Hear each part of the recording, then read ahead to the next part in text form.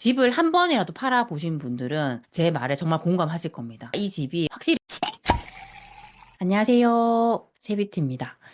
오늘은 최근에 제가 오프라인 특강을 했습니다. 그때 현장에서 질의응답을 했었는데요. 그런 질의응답을 딱 들으면서 지금 뭔가 부동산에 대해서 잘못된 상식들을 가지고 있구나라는 생각이 들었습니다. 그래서 오늘은 제가 그때 느꼈던 부분들에 대해서 하나씩 하나씩 그렇게 좀 짚어드리면서 영상을 좀 찍어보도록 하겠습니다.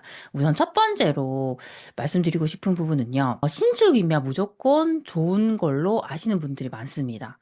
아무래도 구축과 신축이 있다 했을 때 당연히 신축이 좋겠죠. 근데 그것보다 더 중요한 부분은 입지입니다.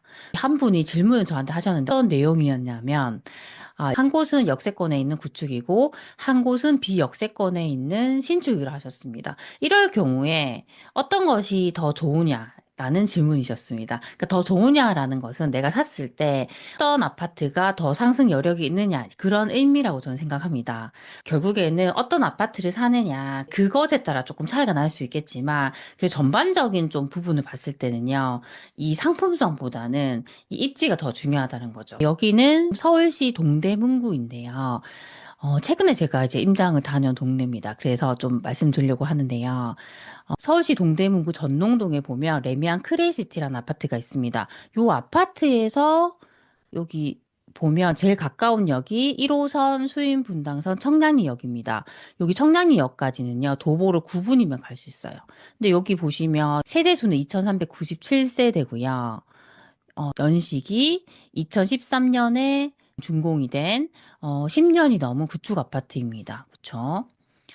근데 여기 지금 가격이 얼마냐? 30평대 기준으로 지금 나오는 가격이 대략 15억 정도 됩니다. 그쵸? 근데 여기 말고 여기가 장안동이에요. 장안동은 여기랑 더 멉니다. 그쵸? 장안동에 보면요. 동대문 더 퍼스트 대시양이라는 단지가 있죠.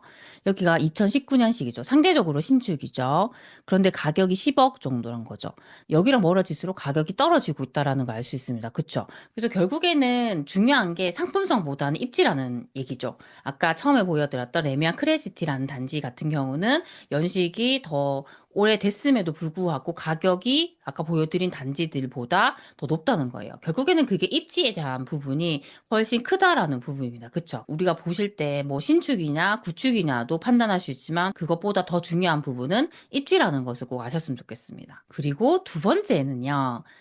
무조건 서울에 똘똘한 한 채를 마련하는 것이 정답이라고 생각하는 부분입니다. 계속 언론에서도 많이 나오는 부분이 어떻게든 서울에 똘똘한 한 채를 사야 돼. 지금 사람들이 그렇게 움직이고 있다. 뭐 그런 얘기가 되게 많이 나오죠. 그쵸?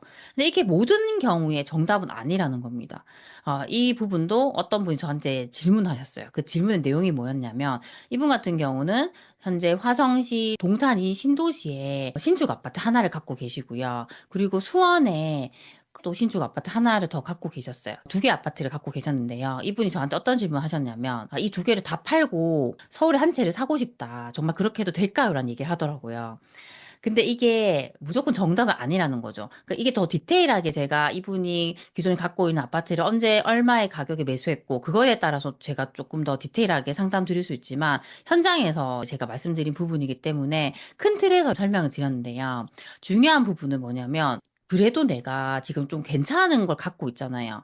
제가 들었을 때는 그래도 동탄에 있는 요 아파트도 좀 괜찮은 상급지 있는 아파트셨고요. 지금 수원에 있는 아파트 같은 경우도 신축들이 다 모여있고 입지가 괜찮은 편이거든요. 그두 개를 갖고 있는 거예요. 결국에는 내가 얼마를 가지고 뭐 서울에 어떤 입지, 어떤 아파트 사느냐 거기에 따라서 조금 차이가 날 수 있긴 한데요. 예를 들어서 만약에 이 두 아파트를 다 팔았어요. 대출 다 갖고 해서 내가 한 10억이 생겼어요. 그럼 이 10억을 가지고 우리가 서울에 산다 했을 때는 대략적으로 어느 정도 입지에 살 수 있냐면 지금 서울시 마포에 있는 신축 정도는 살 수 있어요. 그래서 만약에 내가 서울에 있는 마포에 신축을 샀다라고 했을 때는 대략적으로 한 30평대 기준으로 20억 정도 되는 아파트를 갖게 되는 셈이에요. 그쵸? 근데 중요한 건 여기서 얼마 정도의 상승 여력이 있느냐에 대한 부분인데요. 현재 그 마포에 있는 아파트 같은 경우는 거의 고점 이상으로 상승하고 있습니다. 그쵸? 여기서 훨씬 더 갈 수 있긴 하지만 얼마까지 갈 수 있느냐? 결국에는 그건 아무도 알 수 없는 부분입니다. 있습니다. 그쵸? 그런데 요 아파트 말고 현재 갖고 있는 화성 동탄에 있는 아파트와 수원에 있는 아파트 같은 경우는요. 아직까지 충분히 상승 여력이 있다는 얘기예요. 아직 고점 이상으로 상승하지 못했습니다. 그러면 요걸 그냥 가지고 갔을 때 그래도 지금 내가 갖고 있는 요 아파트도 괜찮은 아파트이고 아직 고점을 넘어서지 못했기 때문에 상승 여력이 있다는 얘기죠. 그쵸? 그리고 이걸 판다 했을 때도 내가 원하는 만큼 괜찮은 가격을 받을 수 있을지 거기에 대한 부분도 분명히 있을 거고 또 이 거래를 하면서 추가적으로 발생하는 비용도 감안하셔야 됩니다. 그쵸? 그래서 저는 어떤 말씀 드렸냐면 굳이 이걸 팔아서 서울에 똘똘한 한 채 사기보다는 지금도 충분히 괜찮기 때문에 지금 갖고 있는 것도 충분히 괜찮기 때문에 이 가져가서 그때 이제 두 개 중에 선택해야 되는 거죠. 이 둘 중에 내가 판다 했을 때는 조금 더 지금 더 똘똘한 거 괜찮은 거 하나를 남기고 하나는 일반 가세를 받고 파는 거예요. 그럼 하나가 남죠. 그러면 이 하나가 이 비과세 요건을 갖추면 비과세를 받을 수 있습니다. 아니면 여기에서 내가 여력이 되면 하나를 더 사서 두 개를 또 가져가는 거죠. 그런 식으로 계속 굴려나갈 수 있기 때문에 무조건 서울에 똘똘한 한 채를 사는 거 그건 또 정답은 아니라고 좀 말씀을 드리고 싶습니다. 세 번째는요. 매도를 할 때 내가 집을 팔 때 얼마 정도의 수익이 됐을 때 팔 수 있느냐에 대한 부분이었습니다. 근데 여기에는 정말 잘못된 판단이 들어가 있습니다. 내가 집을 판다는 것이 내 마음대로 내가 원할 때 팔 수 있다라고 생각하는 부분이죠. 우리가 집을 사는 건 뭐 내가 원할 때 돈만 있으면 살 수 있습니다. 근데 파는 건 절대 이게 내 마음대로 안 된다는 거죠. 집을 한 번이라도 팔아보신 분들은 제 말에 정말 공감하실 겁니다. 마음대로 안 됩니다. 이 집이 확실히 언제 팔릴지 아무도 알 수가 없습니다. 그쵸? 저에게 그때 질문 주신 분 같은 경우는 뭐 의왕 쪽에 집을 한 채 갖고 계셨어요. 그거를 전세를 주고 있는 상황이었는데 요거를 언제 팔아야지 수익을 좀 더 괜찮게 남길 수 있느냐에 대한 부분이셨습니다. 근데 중요한 게 특히나 이제 전세를 끼고 있는 상태에서 팔려고 할 때는 사실 힘들어요. 왜냐하면 지금은 집을 살려고 하는 사람들이 대부분이 실수예요. 실수요. 갈아타기를 한다거나 내 집 마련하는 사람들. 대부분이 이제 실거주를 하려고 사는 사람들이거든요. 근데 그런 집은요. 전세를 끼고 있기 때문에 투자로 접근하는 분들이 사줘야 됩니다. 근데 그 수가 아직은 너무 미미하다는 거죠. 그쵸? 그래서 집을 팔기가 더 어려울 수 있는 부분이고요.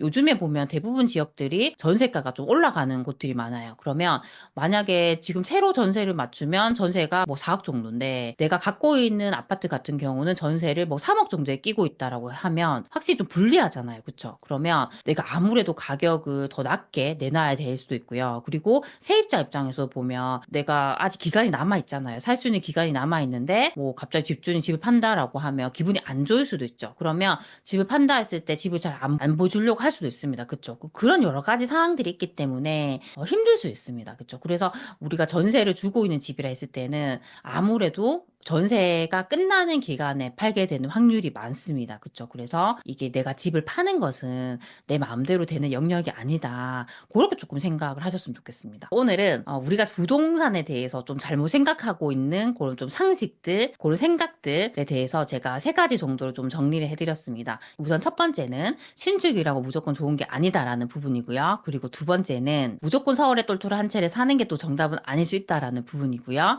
그리고 세 번째는 집을 파는 건 내 마음대로 할 수 있는 부분이 아니다라는 부분들 말씀드렸습니다. 네, 이 외에도 또 여러 가지가 있을 수 있는데요. 제가 또 알게 되는 것들이 있으면 이렇게 영상으로 찍어 보도록 하겠습니다. 오늘도 제 영상을 이렇게 봐주셔서 너무 감사드립니다. 이제 정말 봄이 오고 있거든요. 우리 소중한 친구분들도 이렇게 봄을 많이 만끽하셨으면 좋겠습니다. 그럼 우리 다음 시간에 만나요. 안녕.